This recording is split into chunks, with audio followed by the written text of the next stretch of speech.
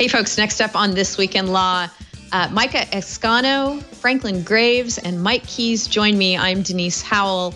We're going to talk Pokemon Go law and AR law, a bit about YouTube fan subs, also YouTube advertising boycotts and how YouTube's going to deal with the conflict between advertisers on the one hand and free-ranging content creators on the other.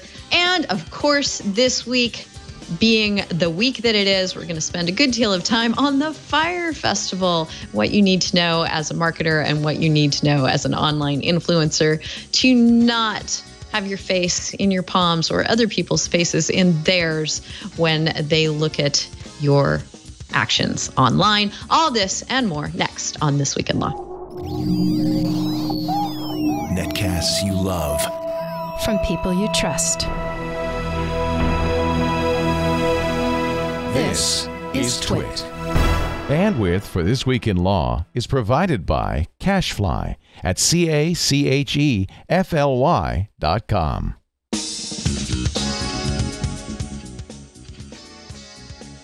This is Twill, This Week in Law with Denise Howell, Mike Keys, and Matt Curtis. Episode 385, recorded May 5th, 2017.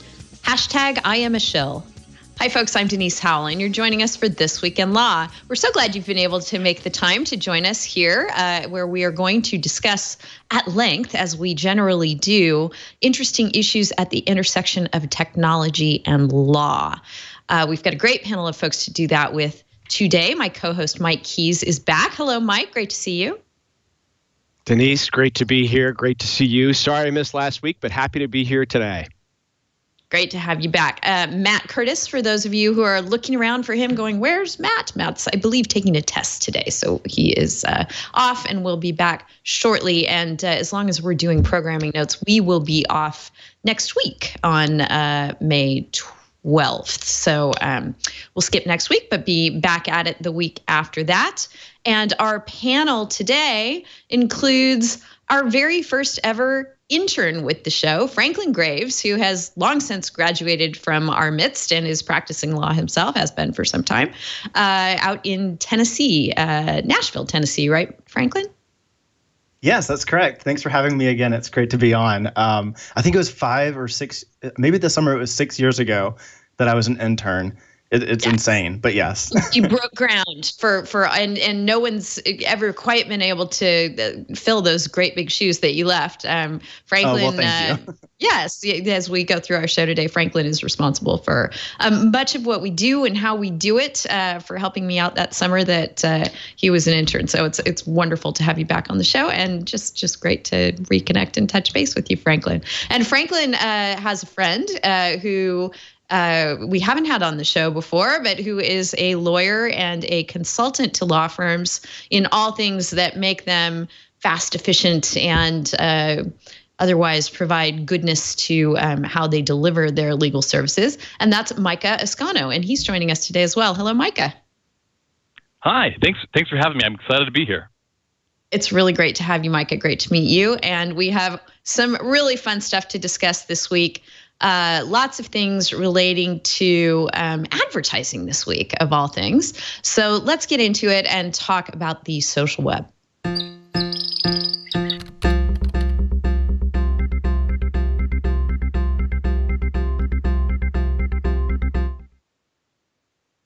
So between our last show and the show that we're doing this week, news has broken of a festival in the Bahamas that did not go as planned. The Fyre Festival would have been fun to attend, I think, had it been as marketed. But that was its whole big problem, is that I'm sure this has been all over the news. If you've been under a rock somewhere, I will give you just a bit of context to let you know that rapper Ja Rule and an organizer whose name is escaping me right now. I want to call him Billy Banks, but I don't think that's it.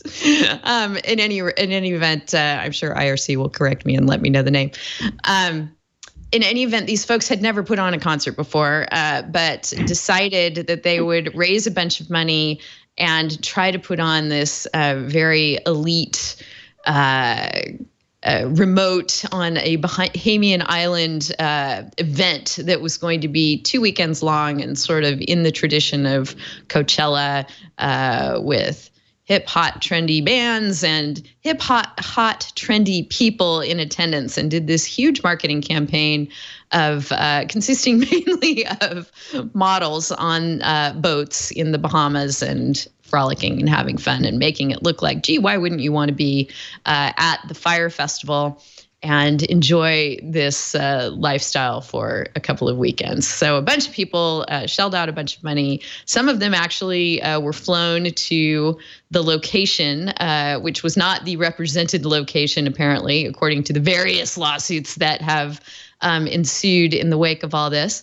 And had a miserable, I know everyone on the internet is just crying huge, sad tears for the tragedy that all of the would-be Fyre Festival attendees had to go through. But the fact is, however little sympathy you might have for people who followed the marketing and tried to have this experience, they really did get kind of hosed over. They spent a bunch of money and nothing that they were promised was delivered, except for apparently there was an open bar that they tried to appease people with until that just wouldn't accommodate them anymore, and they had to find a place to sleep. So I'll leave you to further investigate all the details of the Fyre Festival gone wrong and the tragic experiences that folks have gone through, or you could read the lawsuit complaints, which are detailing those, what they were promised and what they actually experienced, and pursuing legal redress for that. But for our purposes here on This Week in Law, I find this whole debacle fascinating because of the way it was marketed, the very effective way it was marketed. They enticed a lot of people into plunking down a lot of money to attend a very untested event, thinking that, we'll be right at the cutting edge of this. And apparently, they just got taken in by the fact that photographs from particularly influential people posted to their accounts and not disclosed as advertising can be very effective. And the FTC, as we've discussed for years on the show, ever since they announced that they were going to pay attention to this issue, has guidelines that limit how people can promote things that they are affiliated with and being paid for in one way or another, compensated for in one way or another. Here, the Fyre Festival had 400 online influencers, a lot of models, a lot of other people who just happen to have huge followings on places like Instagram that they partnered with and promised, hey, you're going to come and have this amazing experience too. And some of that happened beforehand so they could have all these glossy photos of folks to pass around and promote the event that did not happen. And I believe one of those 400 influencers that were enlisted to help make this a truly memorable event, or at least bring in a lot of money and get people to pay that money, only one of them did the recommended FTC procedure and posted #ad at the beginning of her post about, posting a photo of herself frolicking in the Bahamas. So that's a real issue. And apparently there's an enormous disconnect still between people who are making money off their Instagram accounts and what the law and the FTC in particular expects of them in the country. So there have been lawsuits filed. I'm a little bit confused as I go through the coverage. Rolling Stone is talking about 3 lawsuits filed. I've only seen the complaints. Well, I've only seen the complaint in one of them, but Rolling Stone claims to have the complaint in 2. So far, I know for sure that there's a lawsuit pending in Los Angeles and a lawsuit pending in New York. And as I said, Rolling Stone is talking about a 3rd pending somewhere. It may be I'm thinking maybe it was an amendment to the Los Angeles one, perhaps, but I'm sure that'll all fall into place as this unfolds. But the people being pursued are the promoters. The chief marketing director is also a named defendant in the New York lawsuit, they are all being cast as class actions so that anyone who bought a ticket to this thing or, God forbid, actually flew out there can start to be reimbursed. But it's a little bit uncertain whether any of them will be certified as a class action. The court has to approve that. And if different people were injured in different ways, they may wind up having to bring their own individual lawsuits against these folks if they're determined to pursue them. But the interesting thing, too, again, for our purposes on the show, is what you can do in lawsuits if you don't know the names of all the defendants right at the beginning. You have some leeway, or you just don't want to name them right at the beginning. You have some leeway to add them into the lawsuit later.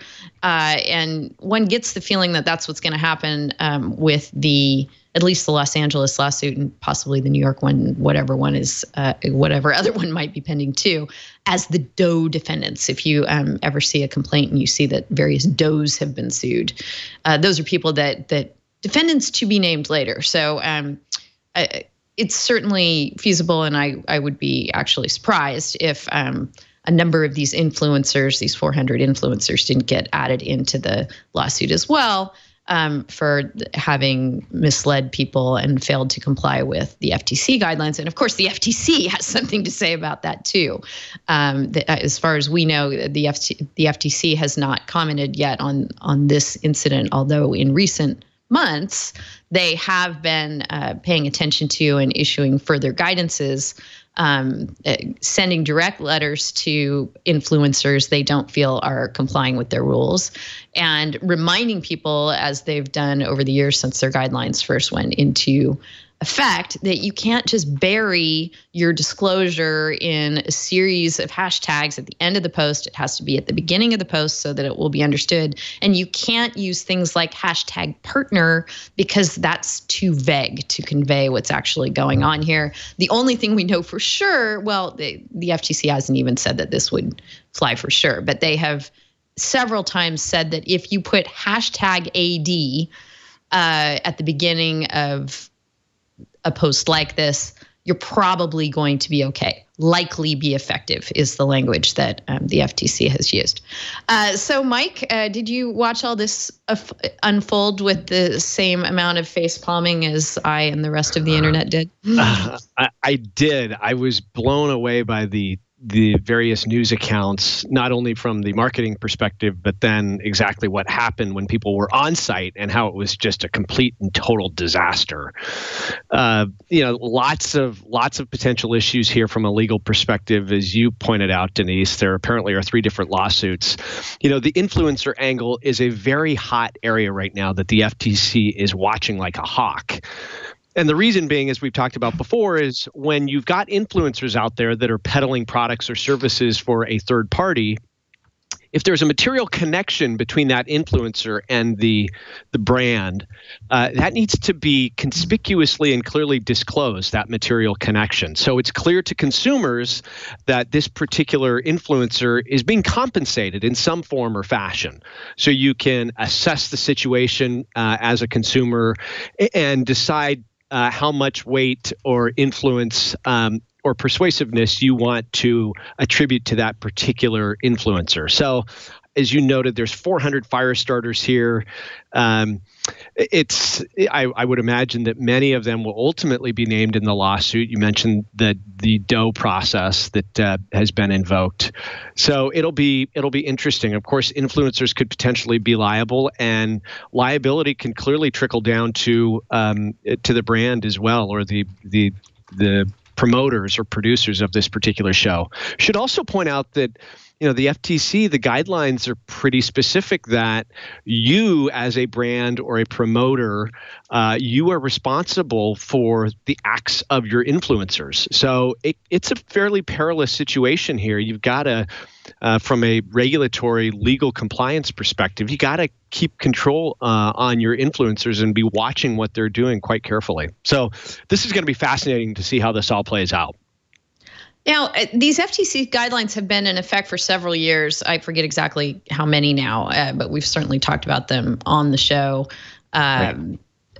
over the years. And I'm trying to get my handle around, I remember back when they first were implemented, being somewhat staggered at the fact that I think fines of $10,000 per violation for influencers, the people actually posting.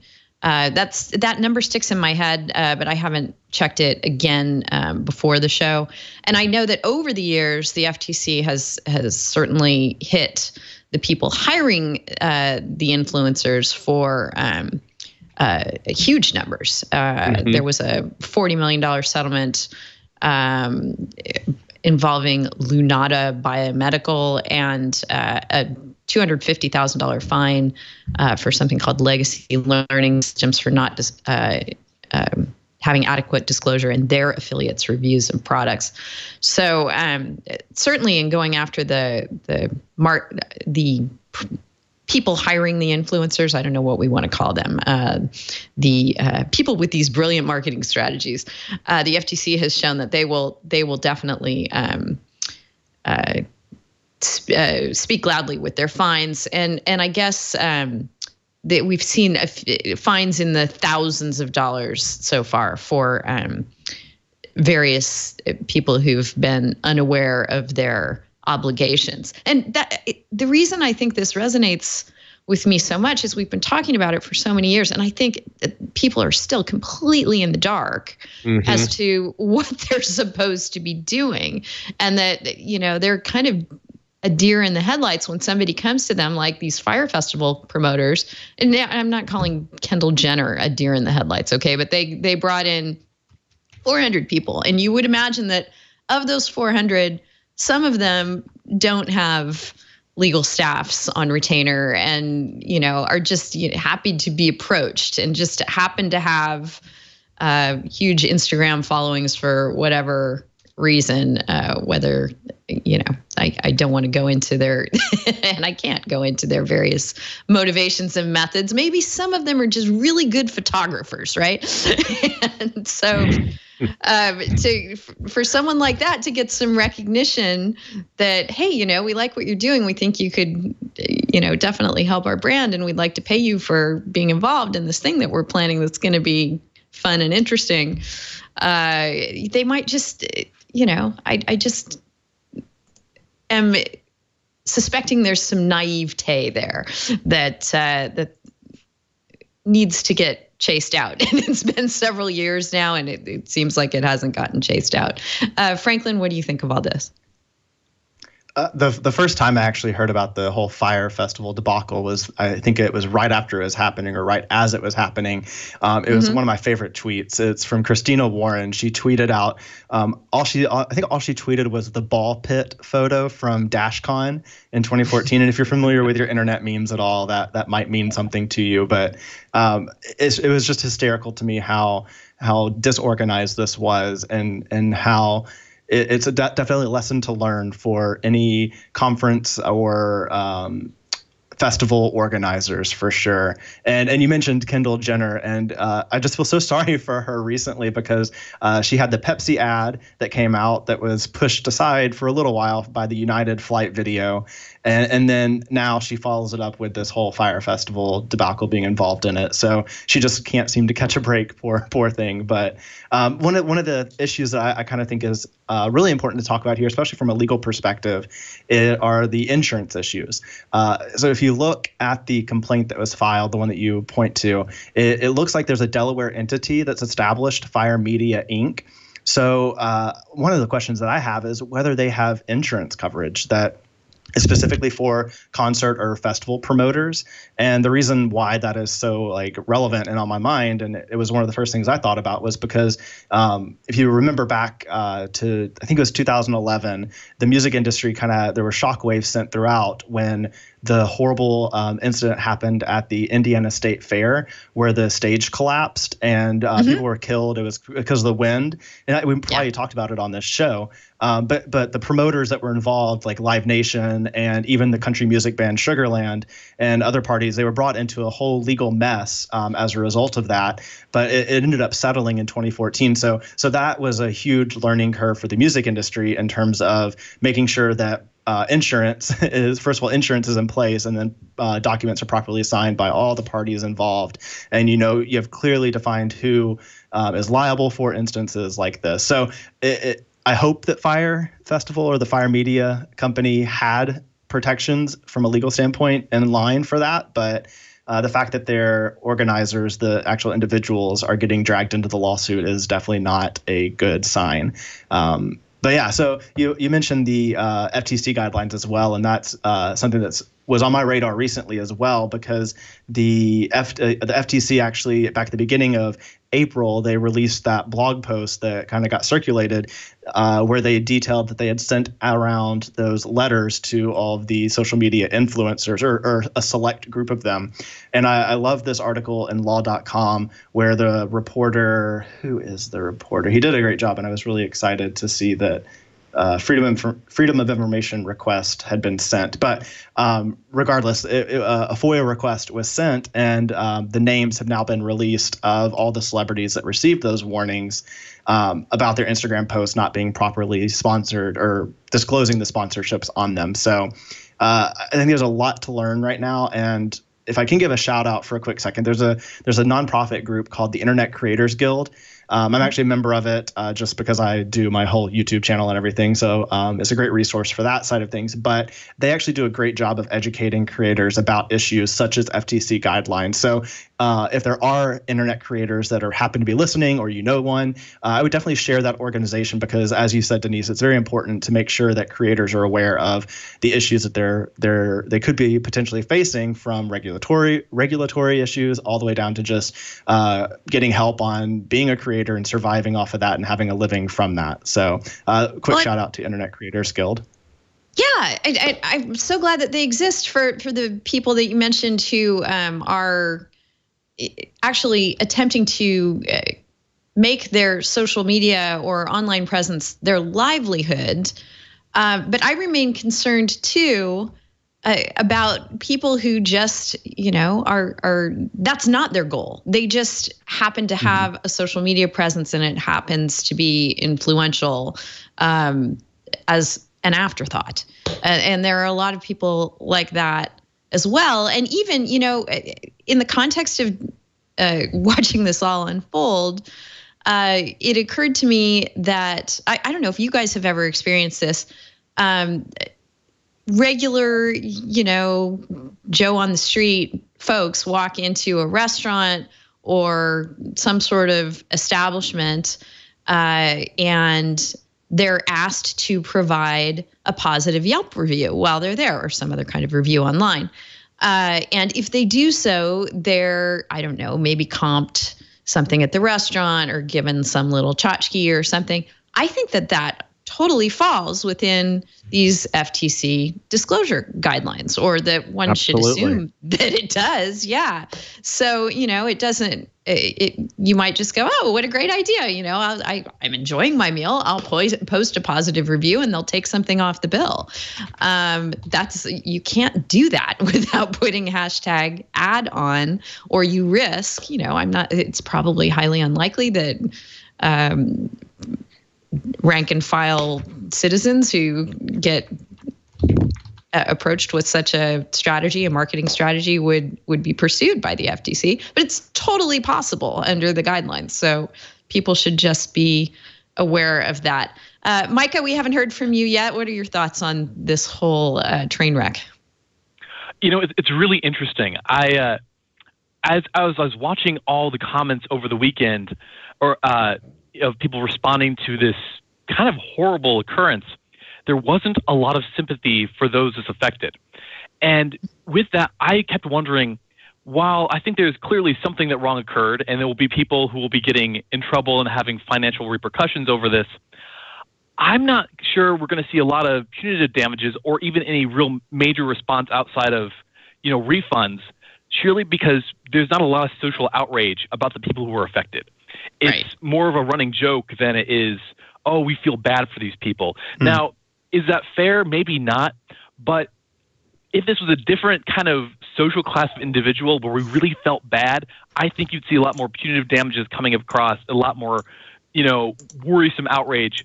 But I think outside of some slaps on the wrist and refunds, I don't think there's going to be a lot of anything else other than hand slapping. But in regards to the advertising or lack thereof of notification that's advertising for Instagram and other types of services, well, I don't think the platforms where they posted these pictures are necessarily liable, because they probably have a rule or something in their own, acceptance agreements that list that you need to do that, as well as the FTC.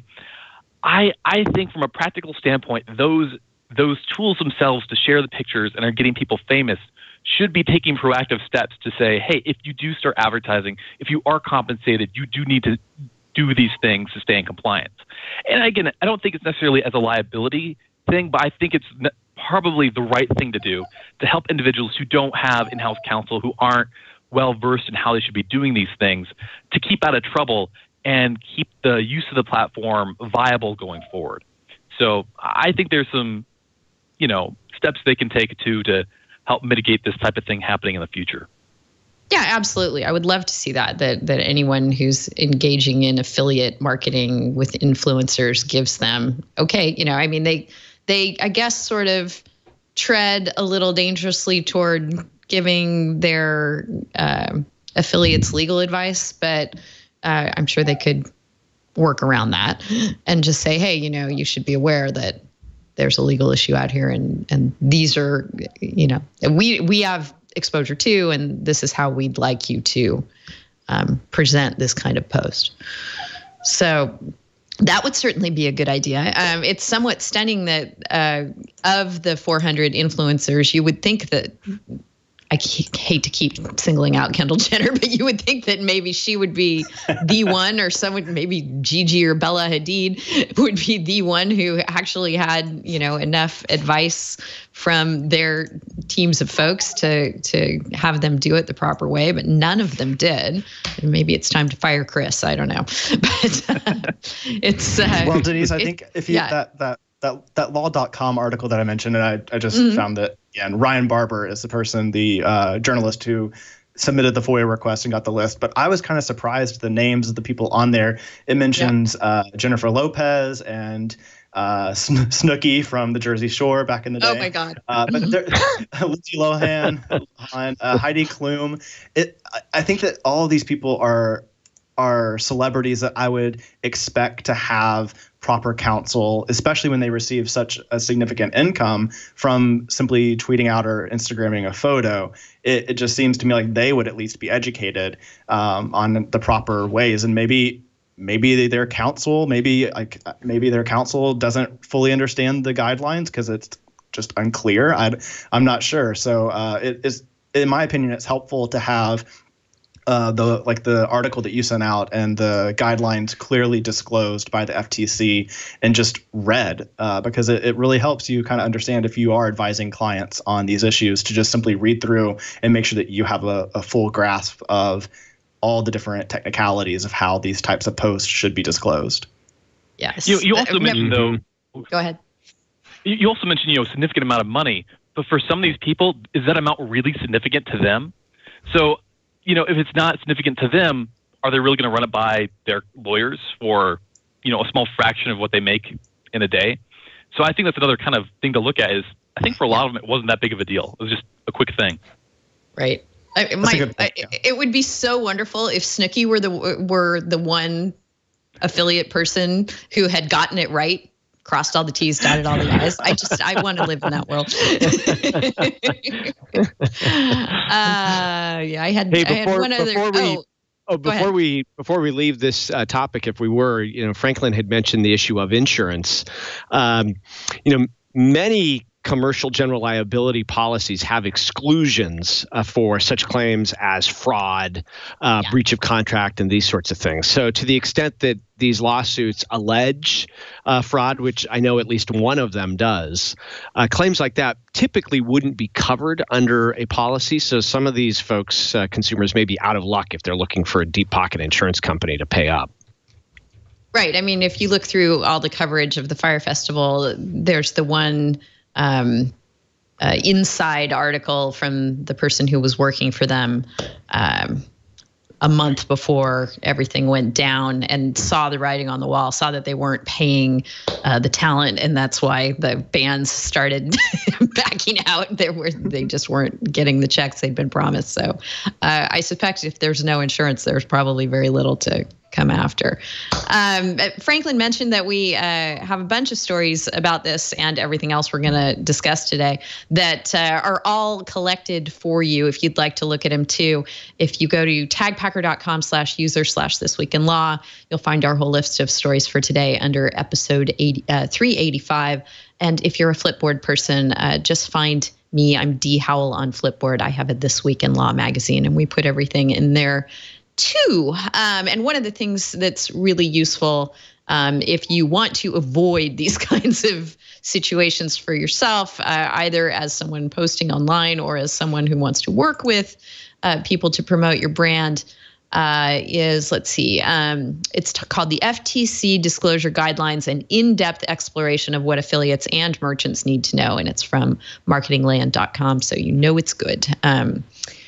I commend you to see what they have to say there. Oh, and just before we leave this topic, that one of the other, just in the flurry of information about all this, is the pitch deck for the Fyre Festival to help them raise money for the show. And if you just want, humor or insight into how these things work or what a pitch deck for such a thing looks like, it's fun to look at. But one thing that caught my eye in looking at that was how, we've come full circle. On our very first episode of This Week in Law, we had Hank Perry on, and he was the former CEO of Napster in the middle of all of Napster's renowned legal problems. And now here on May 5th, 2017, we are looking at the Fyre Festival, and the Fyre Festival was setting the stage for fundraising and how great it would be to invest in this event by saying that that recorded music revenue is under pressure and artists are seeking new ways of earning revenue as the music industry business model has become disrupted. So Napster, it's all your fault. That's why this all happened. You're still reaping the rewards of having disrupted the music industry, and folks on cold Bahamian islands without proper tents and beds can come knocking on your door. Just kidding, Napster. In fact, I actually tweeted that. And speaking of people who are effectively, or at least ardently using social media, the social media director of Napster responded to that tweet and essentially told me not funny. That I should stick to practicing law. Humor, not my forte. All right. On that note, let's move on to some other advertising issues, also in the entertainment arena.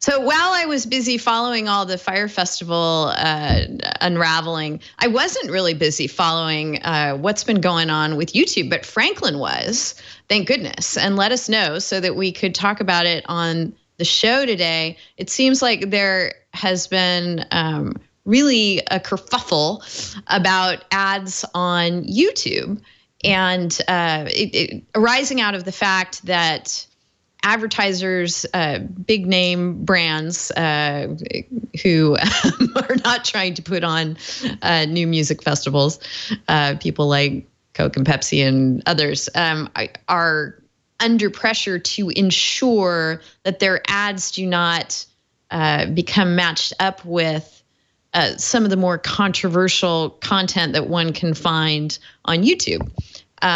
So both in the UK and the United States, advertisers have gone to Google and YouTube and said, hey, you've got to do something about this. We just can't. We can't be involved in some of the people that you have on your platform. And so in an effort to try and deal with that problem, creators on YouTube has made it easier for brands to disassociate themselves with things that they believe are too controversial for their brand. And now various YouTubers who are engaged in things that aren't hate speech or, terribly awful things, maybe they drop an F-bomb or two, are finding that where they were able to make a living on the channel, off their YouTube channel before, that's becoming hard, if not impossible. And this all involves restricted mode on YouTube, which is something that's available, has been available since 2010, and we've talked about it before on the show, where you can filter what comes to you. And maybe, Franklin, you can better explain how that comes into play here. Are the advertisers themselves able to say that anybody who's kicked out of restricted mode, we're not going to advertise with them? Yeah, that's my definite understanding of it, is that the advertisers can control what types of videos their content or their pre-roll ads or their pop-up ads show on. And so that's been kind of the underlying issue here, is advertisers are opting out just across the board for anything related to the restricted mode. So yes, that's correct. So restricted mode has always had its issues. As a parent, I've certainly investigated and used it at various times, and found it to be useful sometimes and overly censorious, for lack of a better word, at others, or just false positives and things like that. So it's not a perfect system by any means, and people, as YouTube tries to pivot to respond to these advertisers and address their concerns, various YouTube creators are very up in arms. We have LGBTQ creators who think that they are being unfairly impacted by this. And Franklin, you had highlighted some YouTubers called H3H3 Productions, who I wasn't familiar with before, but we have some video for them from them that explains a bit their take on all of this and how it's impacting them. Maybe we can roll a bit of that and chat through it on the other side. H3 classic complaining about YouTube video. Got him. I feel like this video goes beyond complaining. Okay, I want to talk about the YouTube ad boycott. I feel like people, ourselves included, were hoping and holding on to the fact that this was going to get better for everyone. And I think for a lot of people, it has gotten better. But for ourselves, it continues to get worse to the point where we don't think that we can continue to even exist the same way that we have on YouTube. The problem is that YouTube, in an effort to bring brands back, has given them the tools to not put ads on anything that might seem controversial, but it's so blunt and it's so stupid that it is destroying our channel and our livelihood. Out of our last 8 videos, we've had only one video that was normally monetized, and the other ones made pretty much nothing. So let me take you a step through here. So okay, that's probably, we don't need to go into all the detail of their videos and which made money and which didn't. But it sort of tees up the issue that perhaps they're getting omitted from consideration. He called it blunt, and I think that's a good way of putting it. It's a blunt tool. It is not a precise tool, and that maybe some precision would be helpful, certainly for the YouTube creators and for the advertisers too. I would imagine that they wouldn't want to just carve out huge swaths of popular material simply because somebody had decided that one thing that they did was a little off color.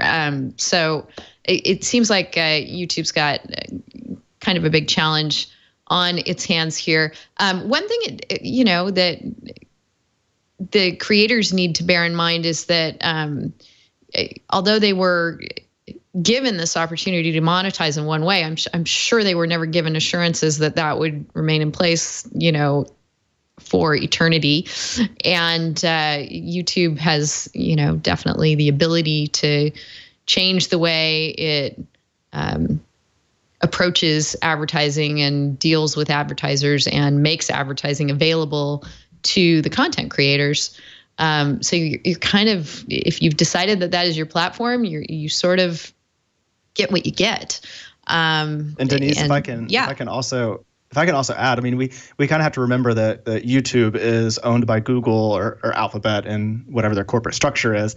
But at heart, that is an advertising company. They make the boatloads of money from advertising revenue. So when it comes to, as we found at the beginning of the month back in March, I think it was, when all this stuff was going on over in the UK and then has bled over here into the US from those advertisers pulling back from the channels, I think it's important to show that Google and YouTube are not going to let their revenue streams die over if they have to choose between that and then the content creators not being able to earn their living. And I liken this, and I think anybody, any attorney or just anybody, manager or whatnot, that is working with clients that are internet creators, it's kind of an important lesson to remember. And a lot of people learned this back when Amazon launched their Kindle platform, where anybody could publish and earn revenue from the Kindle platform and pricing of their books. And that model changed quickly to where people that were making hundreds of thousands of dollars in a year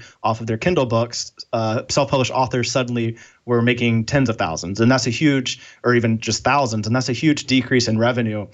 And it was all controlled by one platform. So I think that same mentality, that mindset of, as you mentioned, making sure that your revenue is not just coming from one source like YouTube, but expanding and making sure you have other avenues of monetization of your product and not just relying on one source. And one of the ways we've seen that is like with H3H3, the husband and wife duo there, they are now looking and trying to expand to other networks and other platforms for monetizing and sharing content. And there's another video where PewDiePie, who has also been in the news recently for the YouTube Red series, where he was going to have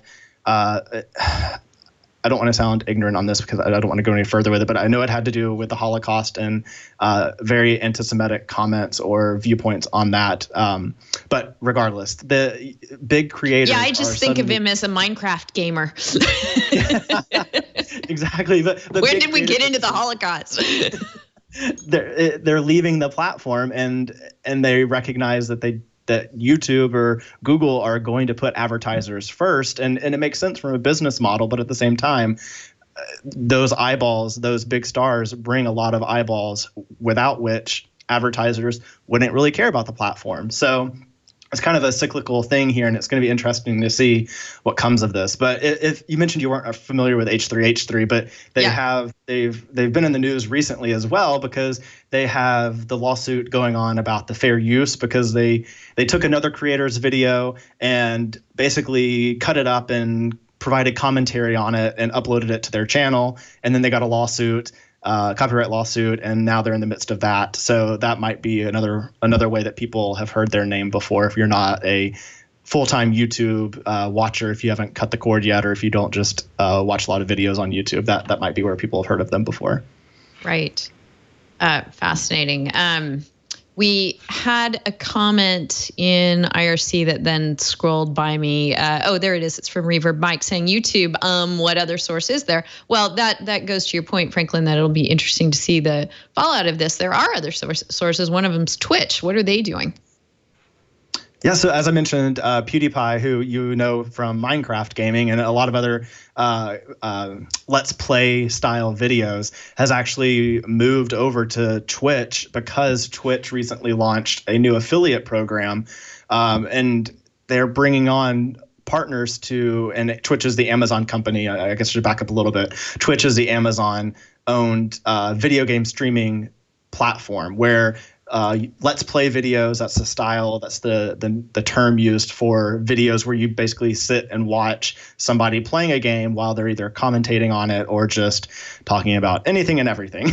So there's a wide variety of Let's Play videos, but that's the gist of it. So Twitch is a platform dedicated solely to that and was bought up by Amazon. So they're actually moving and exploring avenues for bringing on affiliates so that people that are broadcasting live on their games, their gameplays, they can actually monetize it. But then also throwing into that, they're allowing, so let's say you and I or somebody is watching this show right now, if they wanted to, they could comment and they could pay extra money to have their comment stay at the top longer, or they could send digital goods, like they could buy like gold, that kind of thing. And we're seeing a similar platform come up and rise in the ranks called YouNow. I'm pretty sure, I might have just butchered that, but I'm pretty sure it's called YouNow. YouNow.com. And that is a very similar platform where it's all about live streaming. YouNow.com. And it's live streaming, and it does the same thing where it encourages interactions through live chat, giving gold bars to the person that it's live streaming that you have to pay real world money to give. And so those are really great revenue sources. And I should have provided this in the show notes, so I'll send that to where it can get added. But there's a great tubefilter.com article where they break down and actually talk with internet creators about the amounts of money they're getting. And it's in the tens to hundreds of thousands of dollars for just doing like a 4-hour live stream. So it's a growing model, and YouTube is trying to catch up with features that YouTube has launched, like Super Chat, which do the same thing, where you can have different fonts or colors or different amounts of time your comment stays at the top of the chat box. But the YouTube's trying to catch up there, and I think that it's going to be interesting to see what platform ends up rising to the top and what other platforms can take advantage of these issues that YouTube is facing right now. Yeah, that is all really interesting stuff. And one of the things that caught my ear as you were going through that was that YouNow sounds an awful lot like YouTube, Mike. I wonder if we're going to see similar everything kind of lawsuits as other people try and call their video sites You Something. Yeah, that's exactly right. I mean, YouTube is such an iconic brand and so incredibly strong. No doubt Google would take the position that any competitive site that incorporates you, certainly as the first part of the name, would potentially be an infringer. The other thing that struck me about this whole issue with the advertisers pulling from Google, sounds like Google's going to try to enhance its process here, and which may call for more human moderation and people actually reviewing videos and so on and so forth. And if that's the case, it does raise a potentially interesting issue under the DMCA. So recall that under the DMCA, if you're an online service provider like YouTube, you are immune from liability in certain circumstances. There's certain safe harbors for you. But if you have red flags, or if you are aware of instances of actual infringement, that safe harbor goes away. So the more human intervention, the more human moderation that is used to review content that's online, you potentially run afoul of the DMCA and get put on notice about infringing content that you would then have the obligation to disable or take down. So, Google, YouTube, they're in a bit of a fix here. Right. Do you think they could just fall back on the argument that, hey, this squadron of people were trained to look for offensive content and not infringing content? Well, I don't know that would be completely persuasive, because after all, you are an actual individual that's reviewing content, and to the extent that you start doing that, there's a pretty good argument that irrespective of what they were trained to look for, it's right there in front of them. And if you're put on notice, if you have reason to believe that there's infringing content, even if you weren't trained necessarily, that potentially raises an issue as to whether you can still avail yourself of the safe harbor. And that we actually had an ABA call on there's a subcommittee called the Computer Copyright and Social Media Subcommittee, where we talked about the LiveJournal case that recently was in the news. And so that exact question came up, and one of the things that I pointed out on that call, and I'll point out here, is I wonder, Denise, just like you were saying, does it matter that if you have people that are assigned to look specifically for issues with a community guidelines policy as opposed to this separate and apart policy related to content and, well, maybe content's not the right word, but the copyright and just intellectual property style policy. I kind of think that it would be to the benefit to have them kind of separate, because I know a lot of times right now, whenever you sign up for a service, it's typically just a end user agreement as well as a privacy policy, and there's no separation between the community guidelines and that DMCA policy that you kind of see included in there. So I wonder if that would help. And Mike, it sounds like you're saying that really won't be a distinguishing factor the courts look at potentially in the future. Yeah, it strikes me as though that wouldn't be all that persuasive, because at the end of the day, that really just allows the online service provider to say, hey, look, we told them you're only supposed to look for X. You're not supposed to be considering whether there's copyrighted content or other infringing content that might be there. It allows them to kind of cover themselves and kind of going into it, insulate themselves from a potential claim of infringement. I don't know. It seems to me that the DMCA is not calibrated for that. Yeah, and I could see them making that argument, and then the entertainment industry coming back in and saying, hold on a minute, wait, you've always said it was way too difficult and cost intensive to actually filter things using other than automated methods, but here you're doing it on this side of things, and it would just require a little more training for those people to also look for what we're complaining about, infringing content on the channels, and we know that's still a huge problem, and here we're going to show you how it's a huge problem. And yeah, I don't think Google's in a good spot here with all this. There may not be a whole heck of a lot of sympathy for that argument, particularly given how massive the revenues are that are generated by YouTube. One article I read, I think I've got this right, just on YouTube alone, I think they generated $11 billion within the last year or so. I mean, that's a massive amount here. So. All right, so we're going to talk about infringement on YouTube in just a second, but I want to get Micah's thoughts on any of this YouTube ad boycott and how it's impacting the YouTube creators. Honestly, I got little to nothing. I don't go to YouTube much, and I'll leave it to you guys to comment on this one. So, all right. And I guess the last thing we should say as we wrap up this portion of the show is just, the Twit Network, and I wouldn't ever want to speak for Leo and Lisa, but I've been a part of it for a long time and have watched as we have, used YouTube as a distribution vehicle, but we're not YouTube native. And I think that concerns such as what we've been discussing here probably have a lot to do with that. And, we have a totally different approach to advertising. We put our own in. Lisa Laporte has the Artisanal Agency, which is all about podcast ads and how to do them. And I guess I have to put #ad with that since, Lisa puts the ads on our show. But Denise, if I can add one more comment to that. I know that Twit does they have the live stream on YouTube.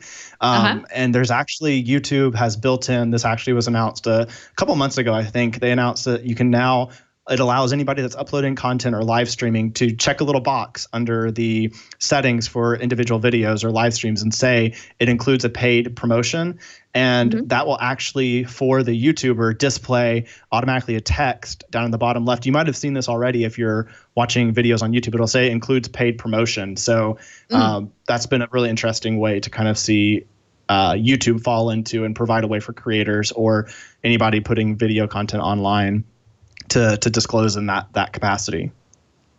Right. Yeah. So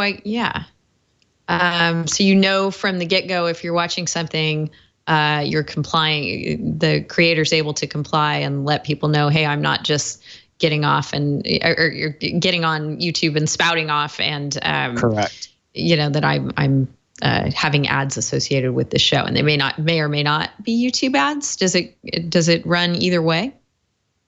So the YouTube ads would be separate. So my thinking, and I don't know, this is complete speculation, but my thinking is that if I upload a video, so I'm going to use BuzzFeed as an example because my wife and I watch a lot of BuzzFeed videos.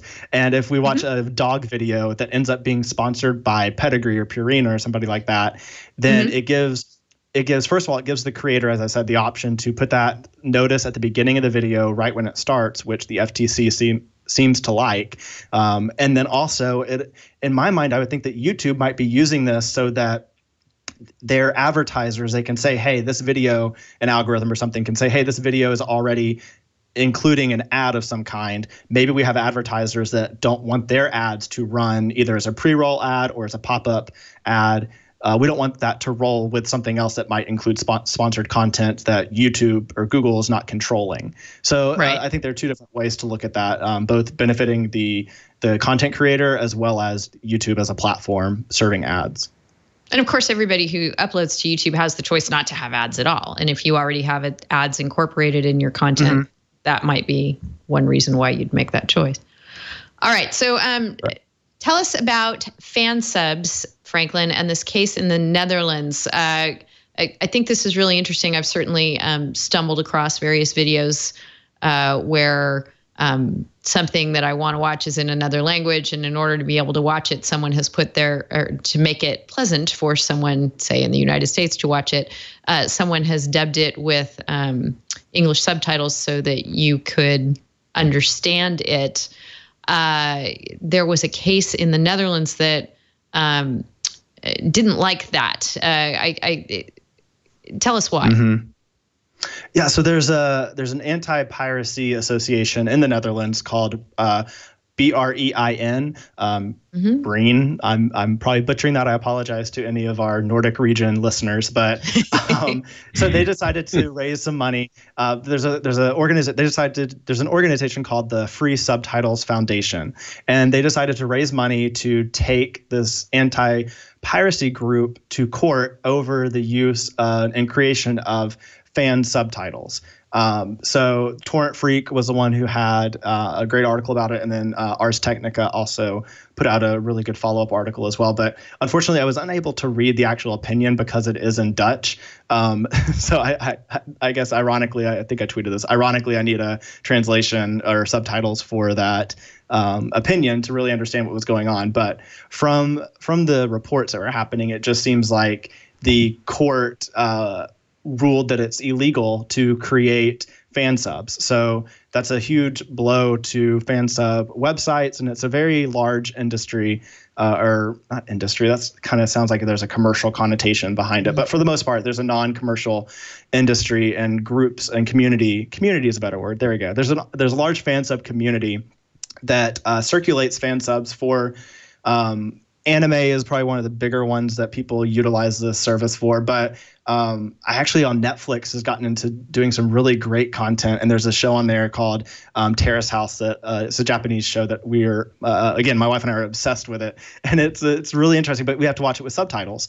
And so I actually used to watch subtitled shows using fan subs back when I had time to, before being a lawyer in law school, and I enjoyed the fact that fan subs typically provide, first of all, a different translation most times than a commercial release will, but also the fact that they provide commentary related to societal norms that you might not understand as somebody outside of that culture that the video content's being produced in. So I was really drawn to this article simply in this decision, simply because I was wondering, my first question was, is there a fair use defense option available in the Netherlands? And from what I found, it's not as extensive, if at all, as it is here in the US. But going on to that, aside from that, I think that in my mind, there's a difference between ripping and sharing subtitles from a commercial disc that's been released in that territory. So if we're in the US and somebody, Funimation, releases a TV show here in the US and a community of fan subbers rip the subtitles from that and then start distributing those, that's obviously, in my opinion, very wrong and copyright infringement. But fan subs that are distributed separate and apart from the original underlying content. So if you're watching a TV show, without that TV show being included in what's being distributed, if you're just distributing the text subtitle files that can be added onto a video player like VLC or something, that to me is okay. And I kind of say that with the caveat of if there is a commercial version available, I would think that it'd be better to buy that and support the content creators and the studio taking the time to subtitle that and release it in the US. But if there is no commercially viable option for watching that content with subtitles in your territory, I kind of see you're not there. It takes away that element of having a commercial impact on that studio or creator, and hopefully you would support them in some other way.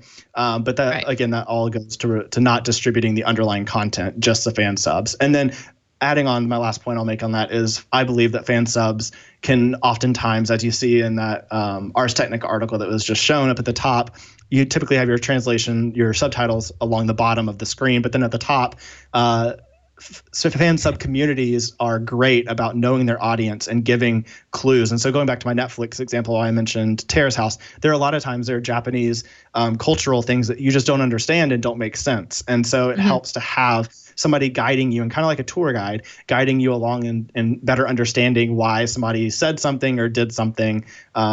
And then those are definitely not ever, I've never seen them incorporated into a commercially released released subtitle on a disc or something.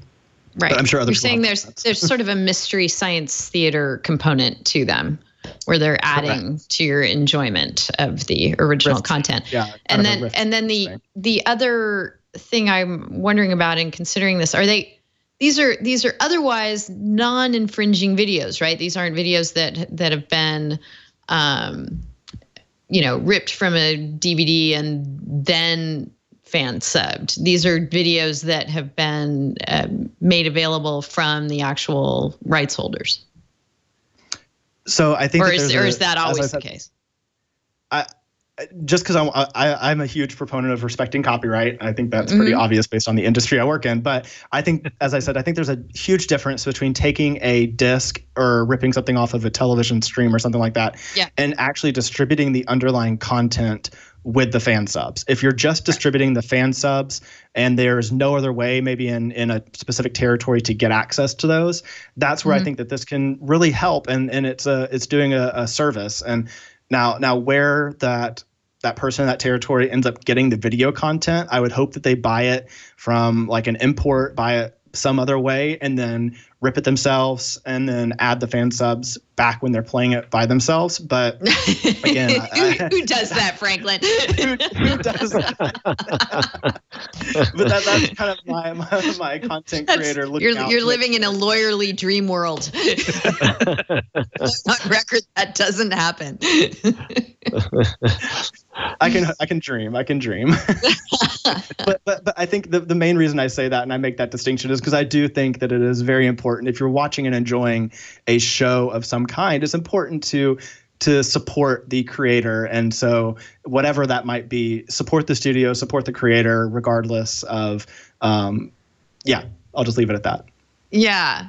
Well, so the case that was in the Netherlands, though, did it involve something that had been ripped and so was infringing in the first place, and that was part of the infringement problem? I could see a court wanting to come down differently on this if there is content that's made available only in Japanese from a Japanese rights holder, but it's available worldwide and only Japanese speakers can enjoy it unless fan subs are added. I could see a court wanting to come down differently in that kind of a situation, and that's why in this particular situation, I wanted to be able to read the actual court opinion because I couldn't understand from the news articles. From what my understanding is, it doesn't seem like there is an actual specific issue. It was more so the community of the Free Subtitles Foundation going ahead and preemptively challenging this and trying to get a ruling in their favor, not based on a specific instance. Although it appears to be a community of subtitlers that are sharing and distributing these in some capacity. Right. Yeah, it's fascinating. It's a little bit different than the entertainment industry model of releasing in different theaters so they can geographically control. And of course, if you're releasing in a country that speaks a certain language, you're going to make sure that the customers in that country can either read subtitles or have it dubbed. But here, you put something on YouTube, it's available worldwide. And it doesn't seem like necessarily every content creator, rights holder would take that into account, thus teeing up the problem that you've presented here, Franklin. Mike, what do you think? Yeah, it's really interesting from a copyright standpoint. I totally agree with Franklin that there is a very large distinction with a meaningful difference between ripping the CDs or ripping the CDs or whatever and adding the fan subs and then redistributing that. That would clearly be an act of infringement that's not authorized. But this other method is intriguing. If I understand it correctly, Franklin, that it would be an existing video that the video player would somehow be keyed to have these fan subs run underneath at the bottom of the video. Interesting question as to whether that's a derivative work that's been created. Given that you actually haven't copied the underlying work, you're just superimposing the fan subs. But I do think that there would be a fairly significant fair use argument here. You're providing this service, this fan sub, so people can understand the video. And that's providing some meaningful assistance to consumers. It sounds like some of these groups are nonprofit, or they're doing this without charge to consumers. Is that right, Franklin? Yes, that's my understanding. The main reason and the main way this all came about is because there's no commercial incentive attached to these groups of fan subbers. And like you said, it's important to note there that with fan subs, it's going to be important for the subtitles to actually work properly. You're going to have to designate whether a fan sub is created. That file will work with an official rip of the video. So if you take a video source and you rip it, if we're in the US and I buy a Japanese Blu-ray, I have it shipped to my house, I rip it hypothetically, and I rip it on my computer, and I have the video file straight from that Blu-ray. Theoretically, that would be the exact same file for anybody else that did the exact same thing. And so the fan sub creator would then time and create fan sub files for that particular recording. Where you get kind of different results are, and like in anime, for instance, the anime fans that watch the shows, they want to keep up with the show as soon as it airs on television. So you're going to have people BitTorrenting the anime episode that is ripped from the broadcast network station that it was released on or aired on that week in Japan. And so if I'm a fan subber and I'm creating a fan sub for that version, whenever that product actually gets released on Blu-ray or DVD, the timings that I created for fan subs on that particular episode, because it has a different runtime, it's not necessarily going to work on when the commercial product is finally released and you can actually obtain a legal copy of that particular program. Does that make sense? No, you completely lost me. Me too. It sounds very complicated. So I guess the biggest takeaway is to know that when you're when you're using subtitles, timing is everything. So the actual way that subtitles are created, it has to be timed properly so that the subtitles display on screen at the same time that person or character is talking. So if you're watching a video source that's been recorded and is not the exact same length, runtime, the video is not the exact same length, then you're going to run into issues of the timing aligning up properly. Right. Folks in RFC are talking about whether region coding plays into this at all. And Reverb Mike points out that you can burn a DVD with no region.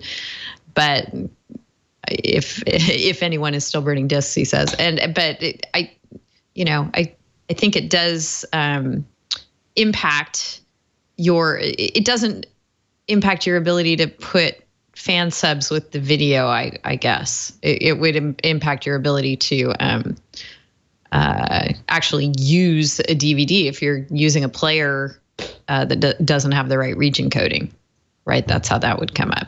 So if you're gonna go through the process of making yourself a copy of what's on your legally purchased DVD and then add in the available fan subs, you would have to have the properly coded DVD player to be able to do that. Yeah.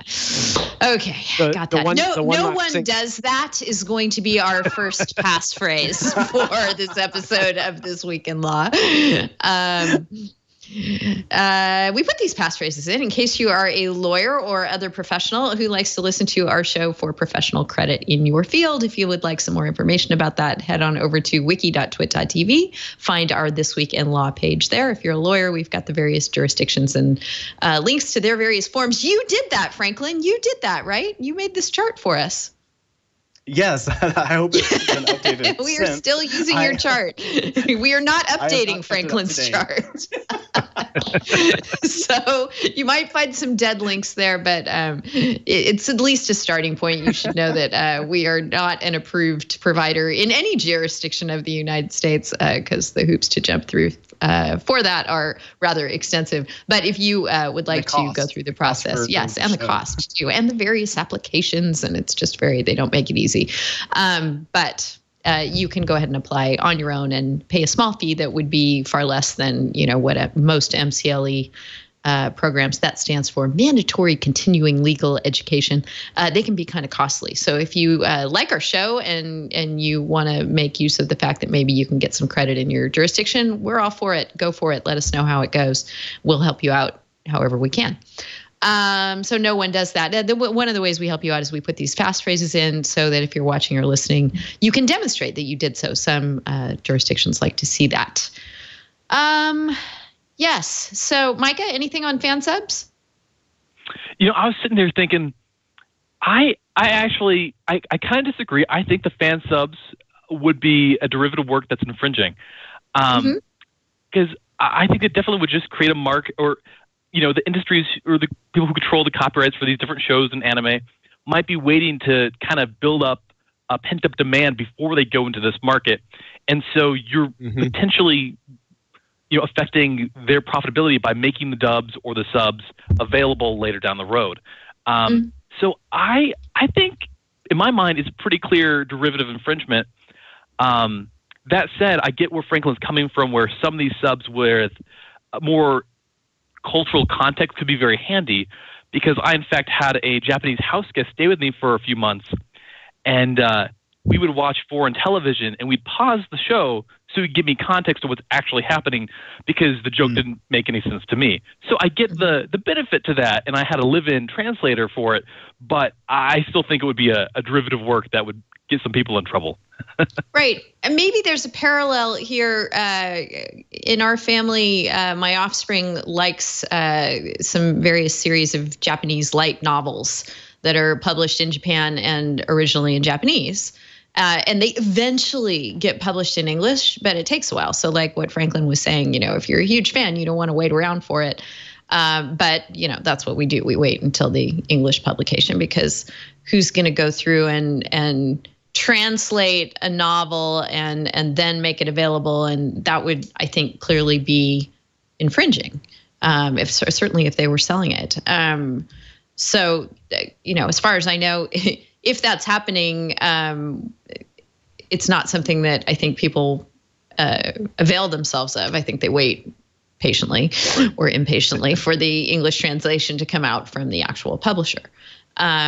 So, maybe that's what the rights holders would argue should happen with translations of the works that we're talking about, for the reasons that Micah just mentioned. What do you think? Adding to what Micah said, I think it's also important to note that a lot of distribution companies could also use this data of how many people are actually downloading fan subs in a particular territory. And honestly, I agree with Micah. And if you're in the U.S. or an English-based territory, you're going to have a harder time arguing that you're not impacting the commercial viability of the product, because you're more than likely going to have an English version of that product at some point. Whether it's immediate or later on is a whole different story. But I think that there's a lot of data that could also be mined from the number of downloads or the number of fan subs that are made available for content, because that kind of lets you know as a distributor, like you would want to know, like, is it going to be worth our effort to put all the marketing and promotion and all the effort and time into creating the official subtitled version of a show in a market, and that right there is access to all the data points and demographic information potentially that you would ever want to know before you enter into a market. So there could be a benefit there, but I completely agree with everything Micah said. All right, so I think we're going to move into, we haven't had any good discussion of augmented reality video games in the law for a while, since Pokemon Go sort of became the thing that not everyone was playing anymore. And but I'm not ready to let go. I so enjoy discussing Pokemon Go and augmented reality and the law. And Franklin, you've given us the opportunity to do it again. So that's what we're going to do. And we're going to look at the policy considerations around that.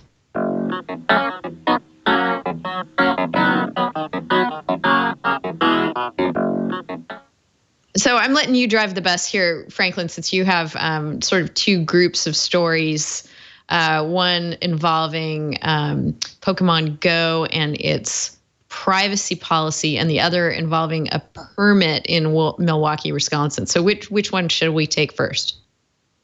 Let's do the lawsuit first. We like right. that. Or I guess they're both lawsuits. Let's start with the Beckman Niantic story first, the Pokemon Go lawsuit. Right. So this lawsuit, Beckman v. Niantic, and Niantic is the development company that is a spinoff of Google Labs, and so it was a mapping company. And you can, I know we've talked about it on the show before. So if you want the whole history of Pokemon Go and Niantic, go watch another episode or multiple episodes of This Week in Law from the past. But Beckman v. Niantic was a complete episode back in our archives that is all Pokemon Go law. So exactly, go fill yourself up on it. Yes. Yeah, so without getting into all of that, let's just start with the lawsuit and assume you have an understanding of what Pokemon Go is. So there was a lawsuit filed actually July 26th, 2016, and it was a whopping 20 days after the game had launched here in the U.S. So Beckman is the plaintiff in that lawsuit. It is a Florida gamer that sued Niantic, alleging the service's terms of service and privacy policy are deceptive and unfair, and that they were violating the Florida Deceptive and Unfair Trade Practices Act. There is an acronym for that, but I'm not going to even go there. And therefore, they were unenforceable, is what Beckman was arguing. So in the complaint, Beckman claims he unknowingly shared private and personal information with Niantic by playing the game, thereby allowing Niantic to collect user data.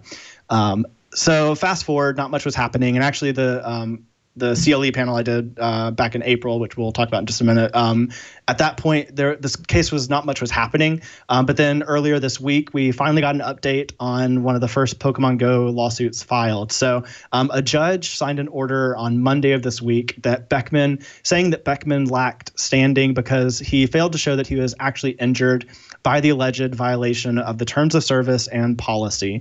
I think one of the biggest holes in this case is that Beckman was trying to argue Niantic could freely change its terms of service and privacy policies. However, the judge determined that hadn't happened yet, and therefore Beckman had not been injured. So classic standing issue here. So in addition to the Florida lawsuit, Niantic, in their argument, claimed that Beckman didn't have standing to bring the suit under Florida law because the user agreements required litigation to be brought under California law. The judge agreed with this and ultimately held that Beckman was unable to overcome the California choice of law provision, noting that even if the case survived under Florida law, that Beckman failed to sufficiently state a claim under the Florida Deceptive and Unfair Trade Practices Act. And it was actually, there's a Law 360 article that contained a quote from Beckman's attorney. And Beckman's attorney said that the Tuesday or the Monday order, it was released on Tuesday, order leaves a window open for the lawsuit to continue by allowing the attorney's client to amend the claim. So perhaps this isn't over yet, and we can talk about it on a future episode of This Week in Law. Is there perhaps something...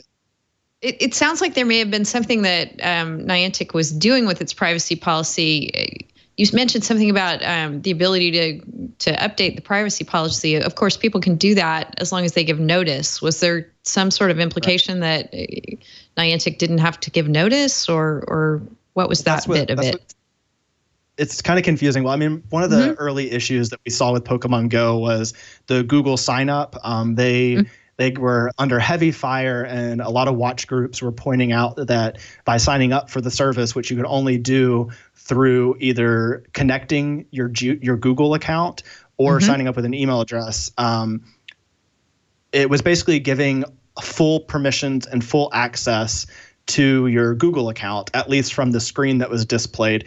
Niantic and Google actually came back to say that although that screen was displayed, Niantic had limited information. They were just using like an old, I don't think it's API is not the right word, but the token access they were using to utilize Google Sign-On was just an old version, and so it was displaying incorrectly. So that kind of went away. But in this particular lawsuit, I don't really understand that because, as you just said, well, first of all, the judge points out like the Niantic had not even changed anything on the policy at this point. So why was the lawsuit even being brought in? Was it being brought just for the fact that Niantic could potentially do that without warning and unknowingly telling users?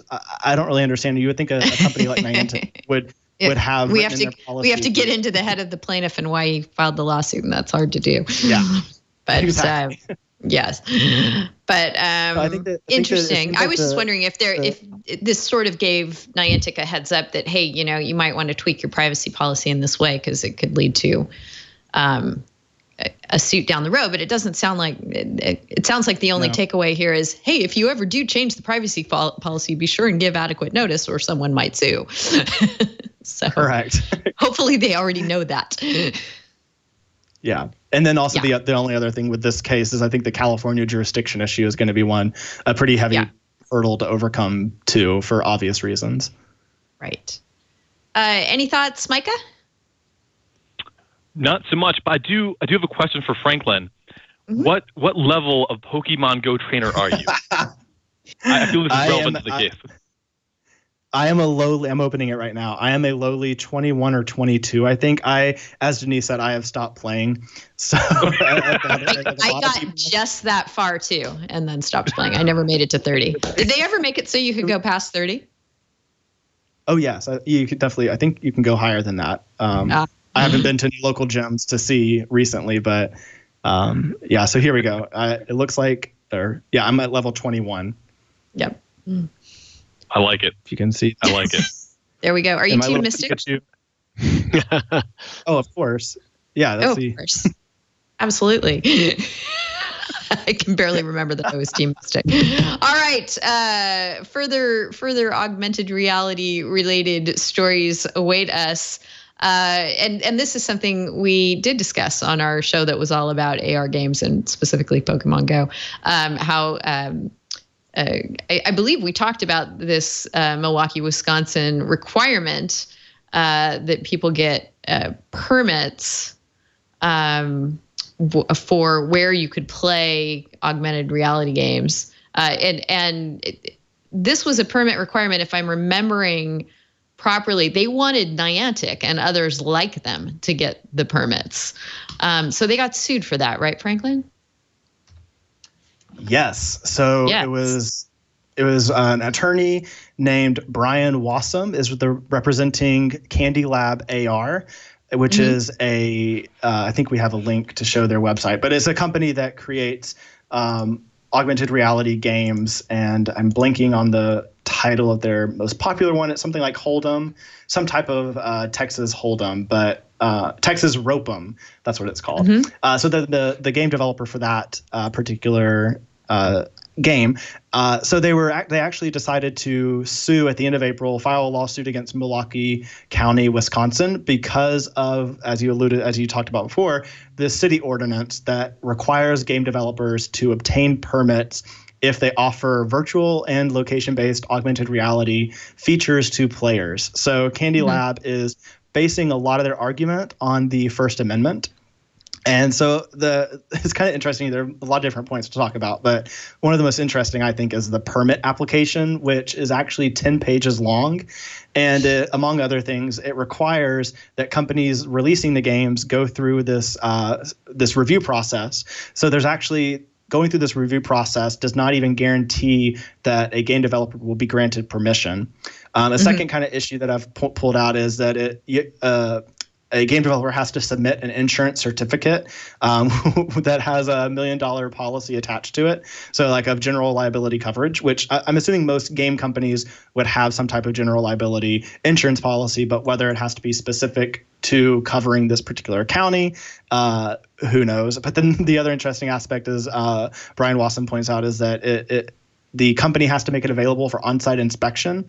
And all the other wording, if you look at that 10-page document, all the other wording kind of more mirrors what you would expect for a company or an individual that is hosting a singular event that is happening at 6 p.m. on a Saturday at your local park. Right. So that's kind of the permit. That's the way that the requirements read to me, not like an ongoing blanket permit for gamers that they would be playing or walking around in this park. But then on top of that, you also have the fees that are required for the permit. So it just seems like an extreme burden to place on game manufacturers, especially if this type of law and ordinance requirement would expand into other counties, especially with like I said, the revenue attached to that for the permit fees would be, I mean, if I'm in a county and I'm helping to run and oversee the ordinances for that, why not take advantage of this opportunity to have an extra income generated by all these augmented reality game developers or just augmented reality developers, whether it's a game or not? Why not jump on that opportunity to have that extra income coming into your community? But at the same time, I think it's from a logical standpoint, it's just a very extreme burden to kind of put onto game developers. Right. That's really fascinating. It'll be interesting to see how they do with their lawsuit, where it goes. It was just filed, right, in late April, you said? Yeah, exactly, towards the end of April. And Brian Wassam, he's the attorney on LinkedIn. He's the attorney for the plaintiff, Candy Lab. And he has a great LinkedIn, which I think we're going to show here, great LinkedIn article that kind of runs down all these issues. And he's been blogging about this topic for a while. Yeah, there it is. He's been blogging about this topic for a while, and the First Amendment issues that come into play. And in the article, I think it's interesting how he points out that video games have been deemed speech by the Supreme Court and therefore fall under the First Amendment protection. And he also argues it's a prior restraint. So one other interesting point on this whole thing is that from some news articles I read, it seems like the Milwaukee County Parks actually wrote a letter to Niantic asking for a couple of the Pokestops within their parks to be removed. And it without any other comments, I guess game players have noticed that the Pokestops have disappeared from the game. So that's another interesting aspect to this whole thing. Yeah. I mean, imagine we won't go through the process of becoming an approved MCLE provider in all 50 states. Imagine if game companies had to obtain permits like this in every city where they have players. It's just untenable. So very interesting. It'll be cool to watch where this goes and how Mr. Wassam does with his lawsuit. And again, you mentioned that you and Micah did a panel all on Pokemon Go and augmented reality recently. I wish Micah had been on that. Micah, he hadn't been. You in for the next one, but. Gotcha. Yeah, we actually. Gotcha. You were both at the same conference. Mike Keys. Mike was at the conference, and. Oh, that's right. You guys had you had selfies together and all. I forgot all about that. Oh yeah. I was getting my mics and my mic is confused. All right, good. Yes. So yes. Yeah. Tell us about your panel. This panel, it was a panel. Every year the ABA, their section of intellectual property law, it's a mouthful, puts on a spring event called IPL Spring, and there's the video as you can see, and it is a conference where IP attorneys come and present on topics. So I got the opportunity to put together a panel called Legal Compliance, I Choose You. And it was basically examining augmented reality and virtual reality, mostly augmented reality issues, legal issues through the perspective of Pokemon Go. So as you can see there, I filmed the entire panel with a 360 camera, and shout out to Alley Camera is the camera that I use, because in my research I was running into issues trying to find a 360 camera that would actually record for longer than 30 or 45 minutes without overheating. And as you can see down there, this panel was an hour and a half long. So luckily the Alley Camera, which is designed mostly to be, the version I used is mostly designed to be a home video monitoring camera, turned out to be perfect for what I needed. And so I had it plugged into a laptop, which I covered up with that logo from the ABA down there that you see. But yeah, so this I edited this video in Premiere and added these little graphics so you could see some of the slides that we're talking about. But on the panel there, we have in-house counsel for Wargaming America, which does World of Tanks. You might have seen their Super Bowl ads with the little mini houses getting destroyed. It's hysterical. We also had Venable, an attorney from Venable, Kimberly Culp, and then I'm messing up because I'm going to forget people's names, but Jimmy Yoon from Oculus VR was also on the panel. And so yeah, we had, and John Polito from, I am blanking on his firm's name, but either way, we had a great panel, and I think that there's a lot of great information in there. After viewers watch the Twill episode where we talk about Pokemon Go, this would be a great follow-up and supplement to that. So absolutely, thanks for sharing. Yeah. It's so cool. You opined in our rundown that you think you might have done the first CLE event ever recorded with a 360-degree camera, and it's likely that you did. That's really cool. And everybody wants to watch the CLE in 360, right? Well, yeah, you gotta look out at the audience, see who's awake and who's asleep. And I'm really more interested in how IPL's marketing strategy worked when they put you and Mike on a boat and had you playing with pigs on a beach and stuff. Did that draw a lot of people to the conference? We'll work on that for next year, making that actually a reality. Right.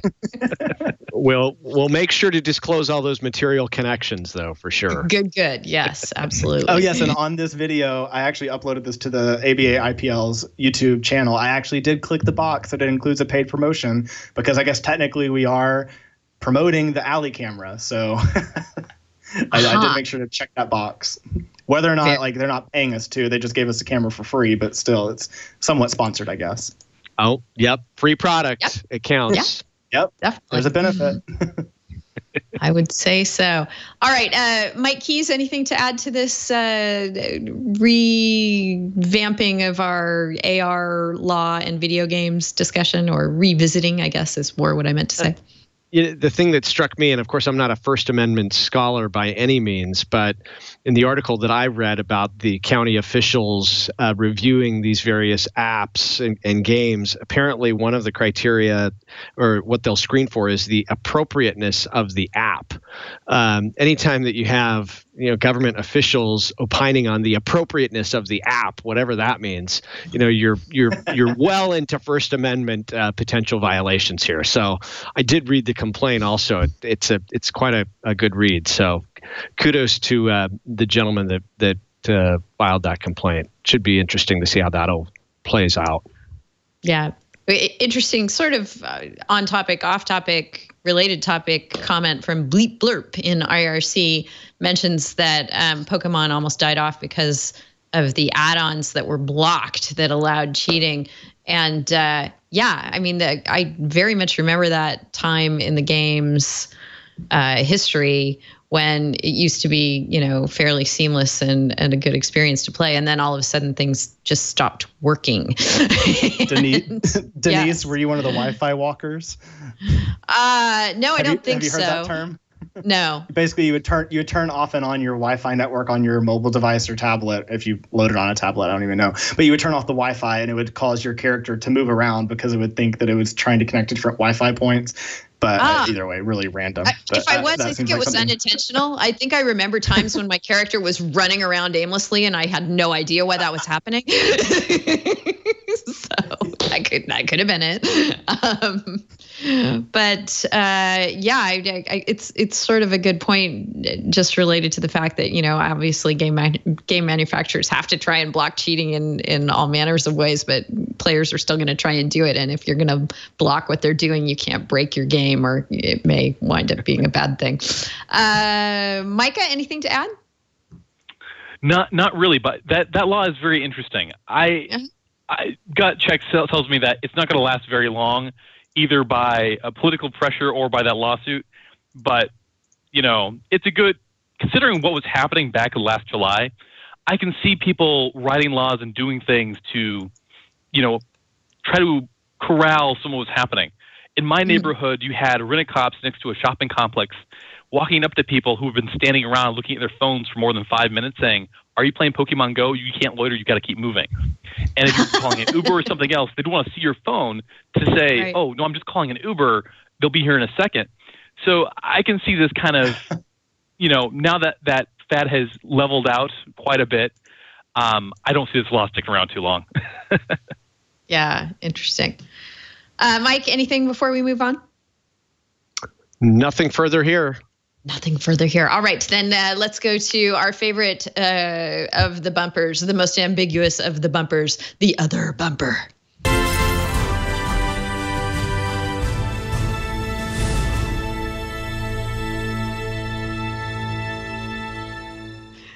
That one's not yours, Franklin, right? That Sando made that for. I wish I could claim that. I was just thinking, I wish I had thought of that, but oh well. Great job, Sando, though.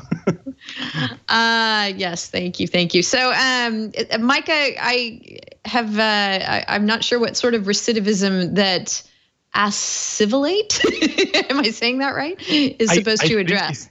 I think you're saying it right. It's assimilate. It's a relatively new company that I just recently found out about. It's based here in Atlanta, but they've come to the legal industry from software and other technology, and they're trying to solve recidivism. They're trying to figure out a way to keep people who are on probation from going back to jail. And they've taken an approach of, we have to solve this from a process standpoint with current technology. And they've looked at what factors and what reasons are people getting nicked for parole violations and going back.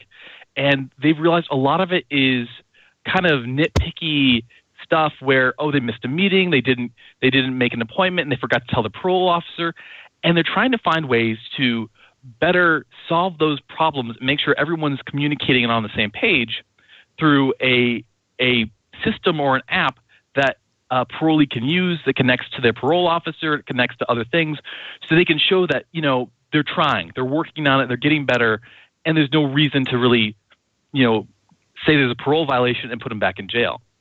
And it's an interesting system and an interesting approach in that they're trying to solve a real social justice problem for people who don't necessarily have the financial resources and freedom and ability economically to take off of work, to go to certain meetings, in a way that's an actual business. So you see a lot of different programs and through the ABA and local bar associations who are trying to address these type of problems, or create apps and other tools that are volunteer work or nonprofit, but they're trying to do it in a sustainable way that's economically viable, and so that they can spread it and roll it out to other places. And it's not something I've seen a lot of.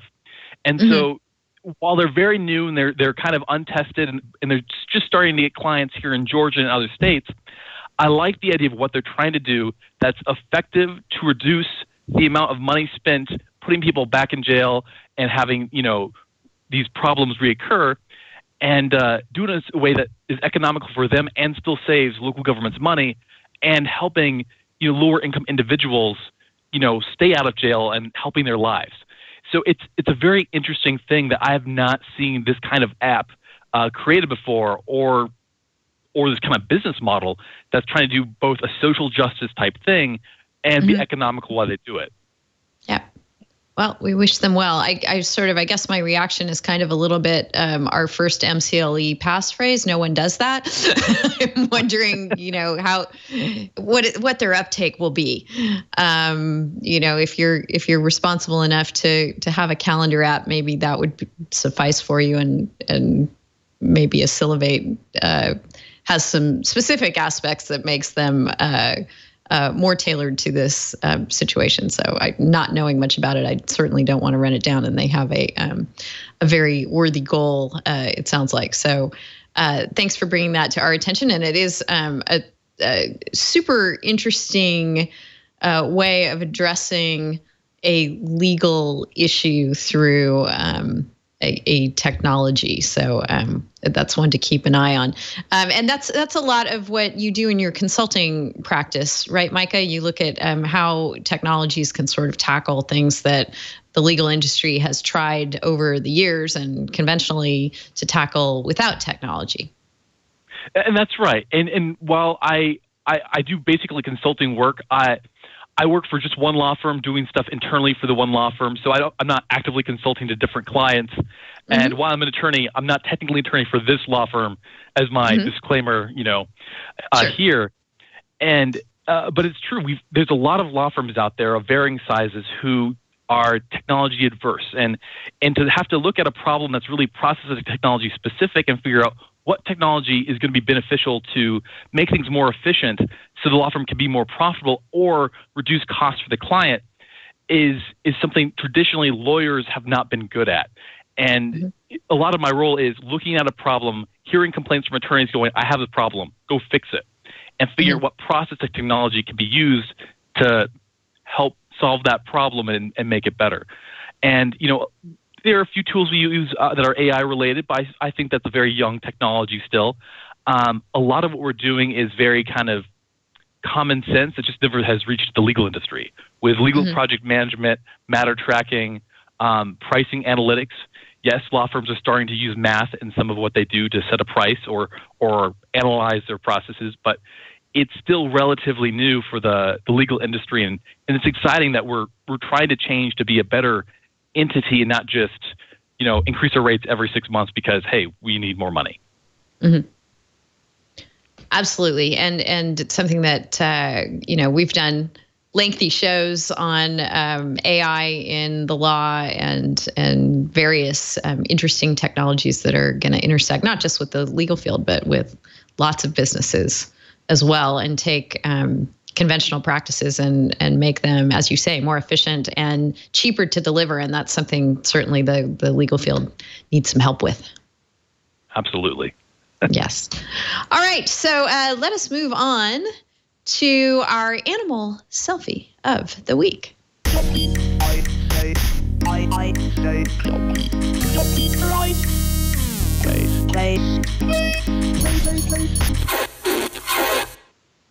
We have a lovely one for you to go out on a Friday before a nice weekend. Without much further ado, we'll just play it.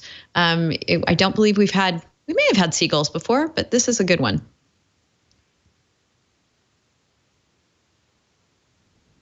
I don't know if it has volume or not, Kara. There we go. Yes, I think volume helps it.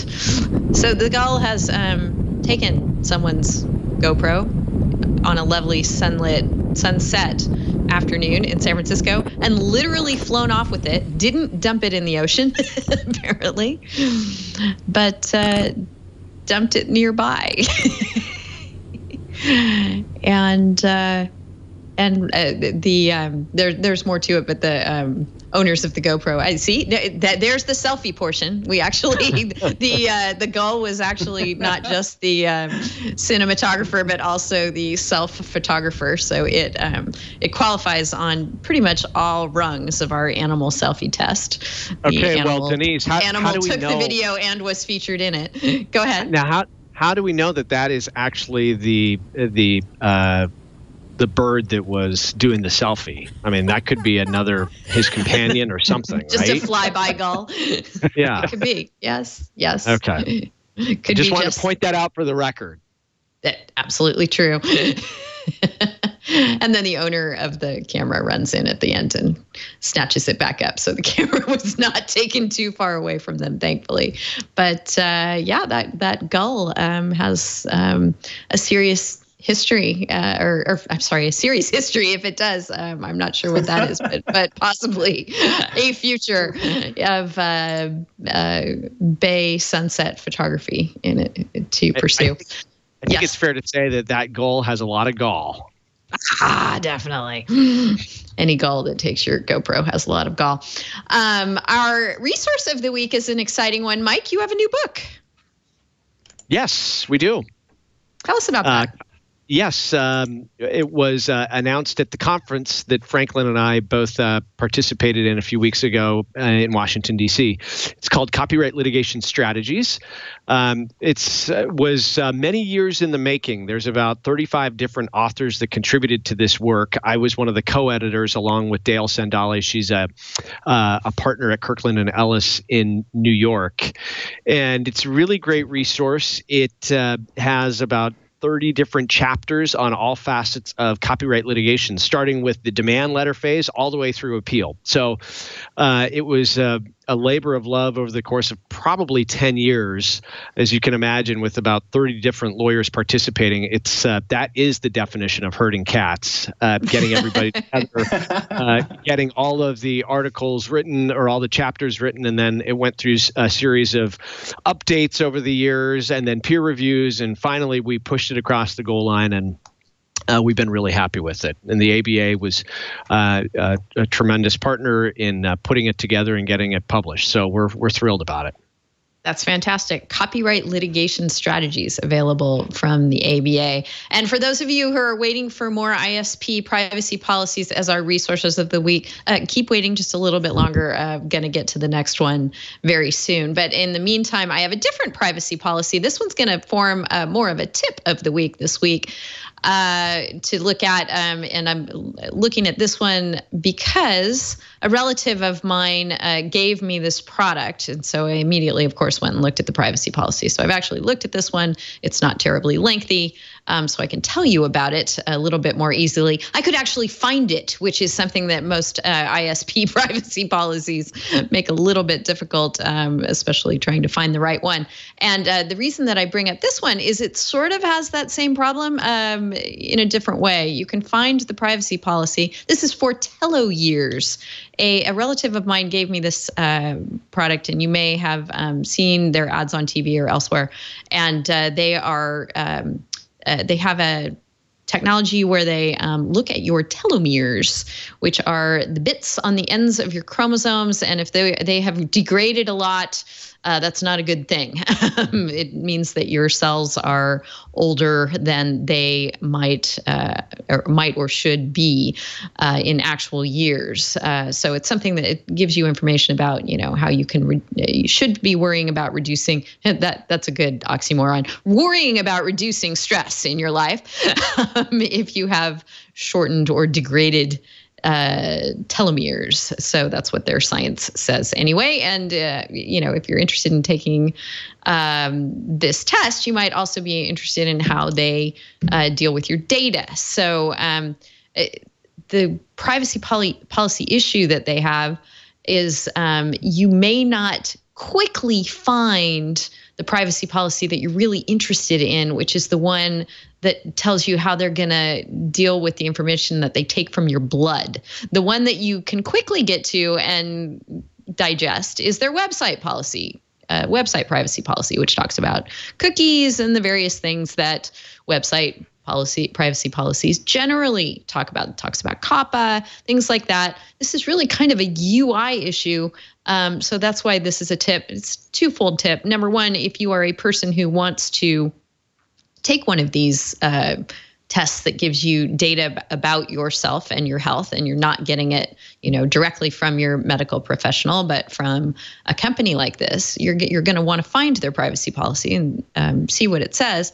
And you're going to want to know that the website privacy policy is different than the one that you may actually be interested in. That's the same with the ISPs, cable companies, et cetera, too. They often have a separate website policy, but then a whole different policy that deals with the data related to your viewing or your use of your cell service or what have you.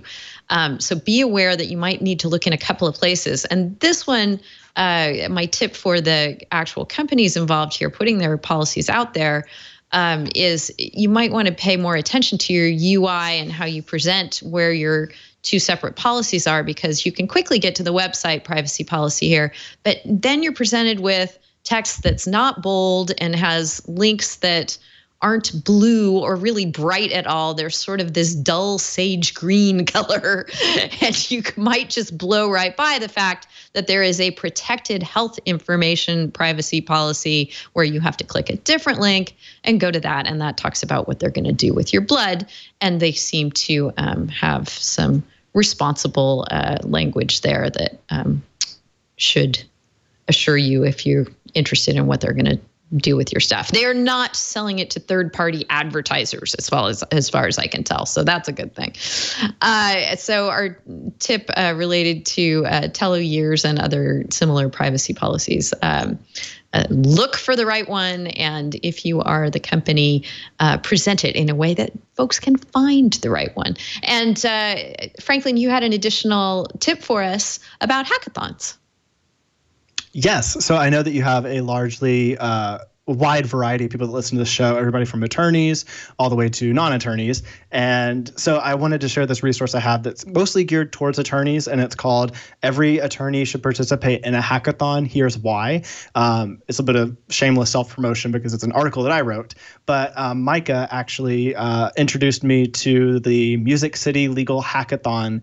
That was the very first time Nashville had a legal hackathon event that was connected back to a nonprofit global organization called Legal Hackers. So if you go to legalhackers.org, I talk about this in the article, you can actually find local hackathons that are happening in your area all around the world. And so it's a great way to get experience into understanding if you're wanting to learn more about development work, what goes into coding and finding solutions that involve technology and coding to reach that solution. This is the best way to do it. And what's really cool is that pretty much any hackathon event is centered around what they call stakeholders, which are essentially nonprofit organizations within a local community that have some type of need, as I was saying earlier, technology can solve, a need that technology can solve. So that is where the developers come in, and also where attorneys come in and other professionals, whether it's professors or marketing team, whatever your experience is. I really kind of learned that no matter who you are, if you go to a hackathon event, you'll find a way to plug in and help in some capacity. Whether you're just a user of technology, you can kind of help guide the discussion on how UI or user design might do best. So so that's kind of the whole purpose of that, was to kind of shed light on what hackathons are and how pretty much anybody can get involved in them, especially attorneys. Thanks so much, Franklin. Poor CRL in IRC is saying that he has pulled out all his telomeres by the roots, or she. I'm always guilty of making those assumptions about people's genders in IRC. I'm also guilty of not putting our second hashtag into, or second hashtag, our second passphrase into the show for CLE purposes. Gulls with gall, I think will do nicely, Mike, for that All purpose. right. Yes. And with that, I think we have gone ahead and wrapped up this show. Thank you so much, guys, for joining me this week. It's been really, really fun. Great discussion, lots of interesting topics, and I've really appreciated your thoughts and insights. Mike Keys, great to see you again. Always great to see you, Denise, and great to be with Franklin and Micah today. This was a lot of fun. Yes, it sure was. Franklin, wonderful to have you back on the show, back in the family fold just for a little while. Yes, thank you so much for having me. It's always so much fun being on this show, and I love talking about a wide range of legal issues. So thanks for having me. Yes, great to see you again. And Micah, great to meet you. We really appreciate your joining us. Yeah, thanks. It was fun for my first time. It was great. Great. I'm just going to ask all of you if anyone wants to chime in with anything that we haven't discussed that's going on with you that you'd like folks to know about. Now would be the time to say your piece. Going. Anybody? No, I think what? Somebody? Nope. Okay, then we'll go ahead and tell you, thanks so much for joining us for this episode of This Week in Law. We record the show on Fridays at 11 o'clock Pacific time, 1800 UTC. So that's when you can join us live and play along in IRC if you'd like to do that. We're always grateful for the folks who join us live. It's great to interact with them and hear what they're thinking while we do the show. But if you can't do that, don't worry about it. Our whole archive of shows, including those on AI in the legal industry and elsewhere, and on Pokemon Go related law, are there for your viewing pleasure. If you go to twit.tv/twill, that's where you'll find all the shows going all the way back to 2006. And again, you can see how we were talking with Hank Berry back then, and Napster still comes up in our discussions. What else should you do? You should check out that page to determine how you might want to enjoy the show. There are all kinds of ways to do it. Watch in the gym, listen in the gym, or while you're out still playing Pokemon Go and blowing way past level 30. All kinds of ways to watch or listen to the show, or if you're just kicking back on your couch, a Roku might be the way to go, or however else you connect to the internet and watch things on your big screen. Anyway, on our twit.tv/twill page, an assortment of options are there for you. If you're still an iTunes subscriber, thanks so much for that. We do appreciate it if you leave us reviews, and we're not going to take anything off your bill if you do so, because there is no bill. This show is totally free. But if out of the goodness of your heart you want to chime in and tell us what you think of the show, we do appreciate that, either in iTunes or on YouTube or wherever you enjoy the show. If there's an ability to leave us your thoughts, we'd love to have them there, or you can email us. You can reach Mike. He's Mike@twit.tv. I'm Denise @twit.tv. And Matt, our other co-host, is Matt C@twit.tv. So reach out to us. Let us know what you've thought of what we've covered, other things that you'd like us to cover, other people you'd like us to reach out to possibly have on the show. We're thrilled to have your thoughts, and really appreciate interacting with you guys between the shows as well. And you can do it on social media too. You can find us on Twitter and also on Facebook. Good places to catch up with us there. We will be dark next week, but never fear, we will be back the week after that, and we're looking forward to seeing you then on the next This Week in Law. Thank you.